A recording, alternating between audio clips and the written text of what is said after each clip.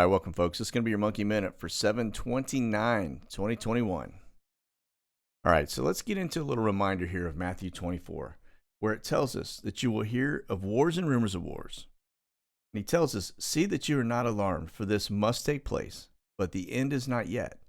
For nation will rise against nation, and kingdom against kingdom, and there'll be famines and earthquakes in various places. All of these are but the beginning of birth pains. Then they will deliver you up to tribulation and put you to death, and you will be hated by all nations for my name's sake. And then many will fall away and betray one another and hate one another. And many false prophets will arise and lead many astray. And because the lawlessness will be increased, the love of many will grow cold. So, as we look around the world today, we can't help but wonder, how close are we to our exit? And I'd like to kick things off with wars and rumors of wars. As we look at Israel and the IDF as they request funding for a potential strike on Iran. Now, they're saying that the officials tabled that request during a state budget discussion as they're looking at the U.S. and Iran's 2015 nuclear deal, stating that it has hit a hard place and that they feel that Netanyahu neglected to ensure the state was adequately prepared for a military option in Iran. All right, now while we're over in Israel, let's go ahead and take a look at what's happening with the Third Temple as manufacturing of a unique red dye has begun. Now, they're saying that this worm that they've found produces the dye that is used for the temple curtain as well as the garments of the high priest. And that they go out and collect these tiny insects once a year that produce a flame-colored dye that was used in the original temple.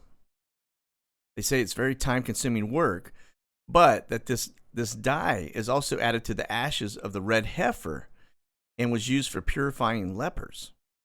All right, so now remember that they just recently found a blue dye that comes from a snail that hasn't been seen for 2,000 years.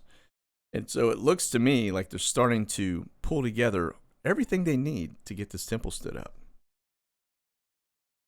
And so it doesn't just stop at the preparations in terms of the elements for the temple, but it looks like Israeli lawmakers are now preparing for access to the Third Temple as they begin discussions on how they will actually get people there.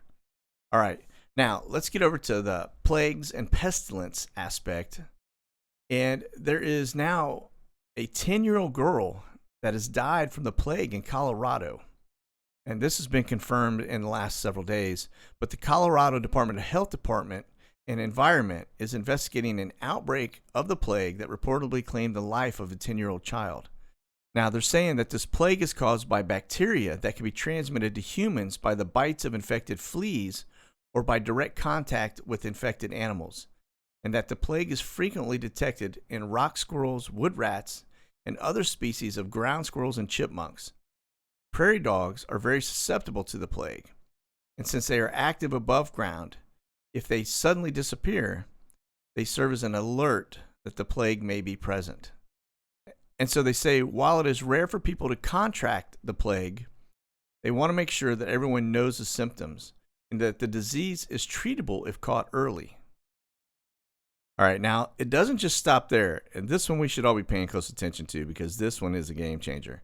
Now, they're saying that more than 200 people in the U.S. are being monitored for possible monkeypox exposure. And now that's coming from the CDC. They're saying that more than 200 people in 27 states are being monitored for possible exposure to monkeypox after they had contact with an individual who contracted the disease in Nigeria before traveling to the United States this month. Now, this is according to the CDC. And they say to date, no additional cases have been detected. All right, I'm telling you, folks, I had absolutely nothing to do with this one. But keep your eyes on it because that could make for a very dark winter. All right, now let's get over to natural disasters where the worst European floods in 100 years have left 120 dead and 1,300 missing. They're saying there's widespread devastation in multiple countries following record-breaking floods. And they say while a bulk of the casualties were in Germany, they say that 114,000 people remain without power and that most of the 1,300 people unaccounted for are in the northern part of the Rhineland. And speaking of floodwaters, we're going to head over to China, as Chinese farmers are reeling after floodwaters devastate pig herds. So a week after heavy rains hammered the Henan province of central China, hog farmers in the pork-producing region are reeling over their herds drowning in floodwaters. There's also a risk of the deadly pig disease African swine fever returning. And so China is still rebuilding its pig herds following the African swine fever that swept the country during the 2018 and 2019. However, they're saying the latest floods could impact hog populations in the province. Now, of course, that has further impacts downstream, as they say that America has lost a trade war with China, and the real pain has yet to begin. Now, as you know, a source of corporate America's unprecedented explosion in profits in the 21st century is the offshoring of manufacturing to China. But whether we like to admit it or not, mostly not, the American economy is entirely dependent on manufacturing in China. And they're saying that China is laying siege to the U.S. by slowing down production and delivery of goods. And it doesn't take much to hang up U.S. production. Just one missing item can do it. And so much stuff is sourced through China that it can affect all the supply chains. So we'll have to keep our eye on this one, folks. But if they decide to put the squeeze on us, we're certainly going to feel it. All right, folks. Listen, that's going to be our Monkey Minute for this week. God bless. Monkey out.